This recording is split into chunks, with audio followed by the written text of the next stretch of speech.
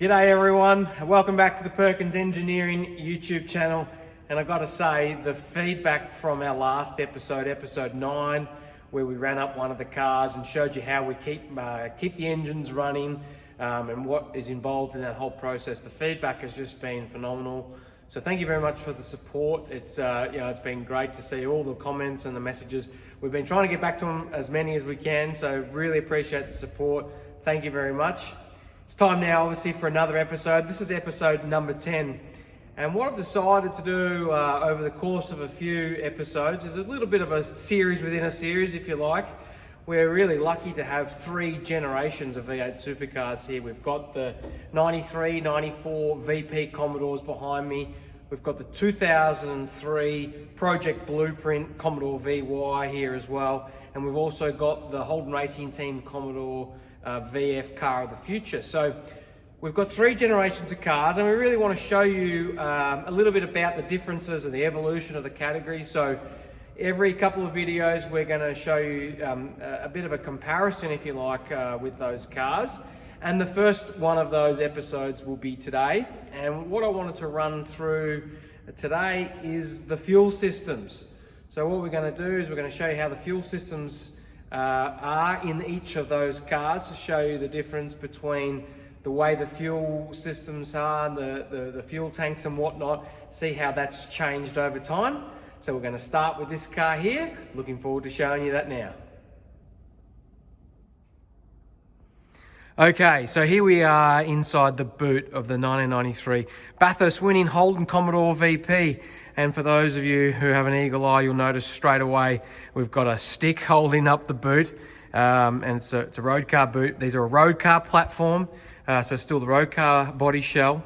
But straight away you'll notice there's elements of the roll cage in the back, the rear wheel tub spinnings for the bigger race back tyres. But like we touched on, this episode's all about the fuel systems, and there, smack bang in the middle of the boot, is where the fuel system for this car runs. So I'll talk about the tank first and foremost, and I've got one here on the ground to show. This is the fuel bladder. So this is actually the original Premier fuel bladder from the 1993 Bathurst winning race. It's out of date, it's kind of shagged, but we're hanging on to it for various reasons. This is the original fuel box. So that bladder becomes foam filled and sits inside an aluminium fuel box. You can see where that mounts, 4 mounting posts that then mount to the chassis. We manufactured a new one for this restoration because the old one was too damaged and too unsafe to house a fuel bladder. And for what we're doing, we don't want any issues with fuel leaks and things. So that's the fuel system, and you'll notice that there's a pipe on either side coming from the quarter panels. So back in 1993, the fuel would go in one side and the air would get vented out the other side. This would change side to side, if you like. On this side at Bathurst, the refueler. On that side, someone would be standing out in pit lane with a vent bottle. So how does the fuel then get to the engine? Well, from the fuel bladder here, it's lifted out into what we call a fuel collector or a fuel pot. So we use 2 Holly Blue fuel pumps. They lift the fuel out of the bladder into the fuel collector pot. So on the left there is the fuel collector pot. On the right is the oil tank. Every fuel line in the car is -6. So the fuel gets lifted out through Ryco filters, off-the-shelf Ryco filters, good Australian brand, and into the fuel pot where the fuel is then pushed down to the engine. It picks up from the bottom here. Why do we use a fuel pot? Well, the fuel bladder, 120 litres, when there's only 20 or 30 litres in there, it would create a lot of sloshing and fuel surge. So it gets pumped into a pot where it's a lot easier to pick up from the bottom. It gets sent to the rear firewall, and then off through the car in hard line, -6 hard line up to the engine. And then there's a return line for the fuel that doesn't get used, and that's regulated by this pressure regulator here. So that's the fuel system. It gets pushed from the pot using these 2 Bosch high pressure pumps. They are the ones that do the heavy lifting, if you like.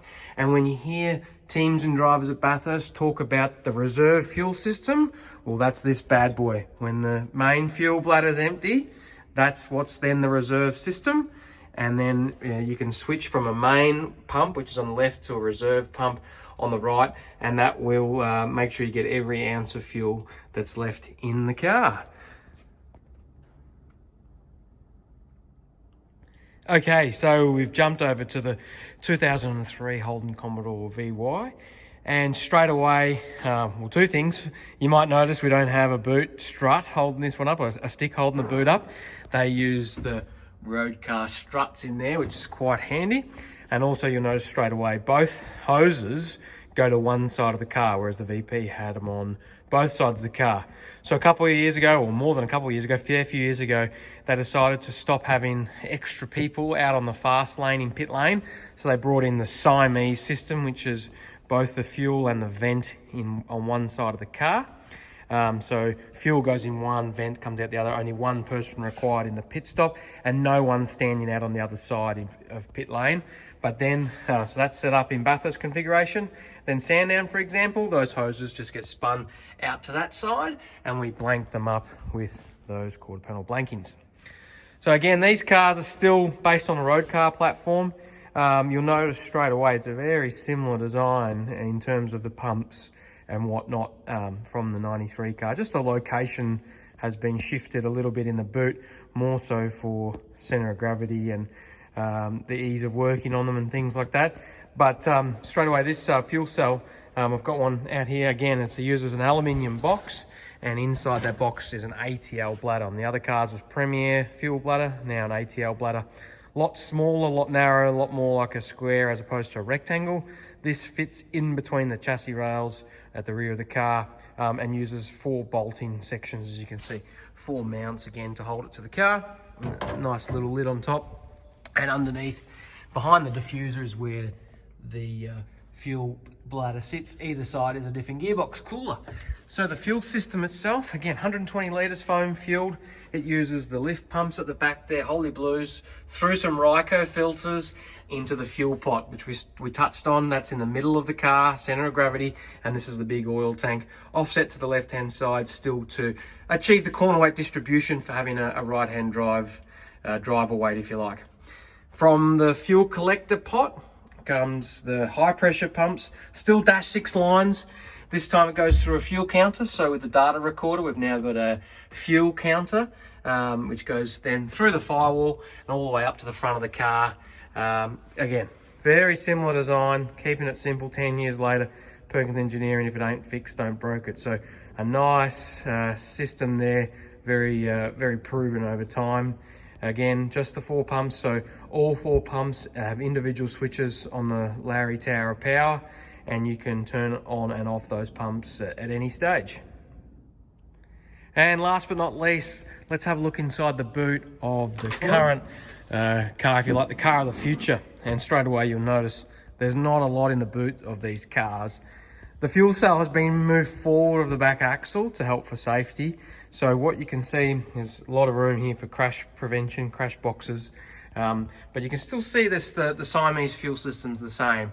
So all on one side, and when the circuit changes to have the pit lane on the other side, it's all ready there, just a straight swap. And the fuel goes in here, vent comes out the other side. These cars, these days, they use a scale system to measure the fuel that goes in. So in the practice and qualifying sessions, and indeed for some of the races, they fuel up through this rig here as opposed to using the dry brake system in the quarter panels. So where's the fuel pumps and where's the fuel bladder? Let's have a look. It's all inside the cabin, if you like. Essentially the fuel system sits right where the back seats would go in a road car. So the fuel system is right here. It's got 2 access panels, one here and one on the other side, both carbon. That's the bladder runs quite the ways the width of the car. It's more of a rectangular shape than the other ones we've shown you. And underneath those access panels, you get access to the fuel pumps, and the fuel collector and things are all built into the bladder in one system. Very difficult to service these. Takes about a day to get the fuel cell out of the car. And we'll quickly show you underneath, because it is hard to see. It's a big carbon box. So our other 2 cars, aluminium, this is carbon fiber. It needs to go over the tail shaft, so it's got a really unique design and goes right the way to the other side of the car. And that's where the fuel bladder sits inside them. They require certification every 2 or 4 years, so it's an item that does come out of the cars quite a lot, but they have increased the fuel size. The fuel hose size is now dash 8 in these cars because of the E85 petrol, and you can see the electrical plugs going through. All of the pumps are run through the ECU and all the Motec software, so it's quite a different setup to our other cars. And you'll notice here is one of the fuel lines going to the engine in the car. So a very different setup, a lot different to the other 2 cars, and it's a little way to show you the difference between those 3. Okay, well that's the summary of the 3 different fuel systems in the 3 generation cars. Looking forward to bringing you more comparisons of the 3 cars, suspensions, interiors, bodywork. We'll do it all over a series of videos. But thanks again for all the support. Thanks for tuning in. Don't forget to like and subscribe to the YouTube channel. Keep checking out the Facebook page, lots of support there. We try and answer all the questions when we can. And we've just started on some of those t-shirt designs. They're going to be looking really good, and a couple other merchandise ideas. So thanks again for the support, and thanks for tuning in.